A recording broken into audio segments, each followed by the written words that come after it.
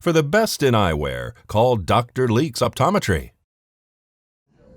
Dr. Khalil Masri, who is a cardiologist from Michigan, has a lot to be grateful for this Thanksgiving. I know my stay in the hospital was 230 some days. He contracted COVID-19 last year and would eventually need a double lung transplant. Just being in the medical field, I never said, why did this happen to me?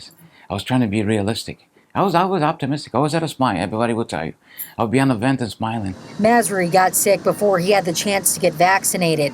The virus quickly took hold of his body, and before he knew it, he was fighting for his life in the ICU. When he arrived in our ICU, he was actually quite ill, mechanically ventilated, and we had to almost immediately put him on a ECMO just to stabilize him. Dr. James Yoon is a lung transplant surgeon for Cleveland Clinic.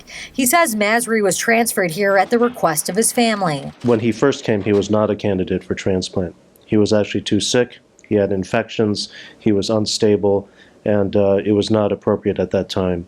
However, with our ICU team, nurses, respiratory therapists working on him for a good probably 6-7 weeks, we were actually able to get him in position, even though he was still on ECMO therapy for that entire period, to be considered eligible. A couple of weeks later, Masri was able to find a donor and was immediately taken into surgery.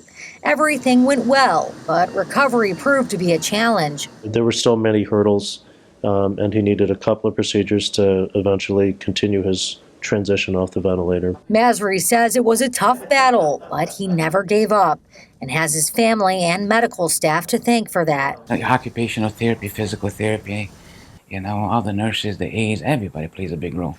He also has a message for those who haven't been vaccinated yet. Be considerate of others around you. Get vaccinated. For Cleveland Clinic, I'm Brittany Harris.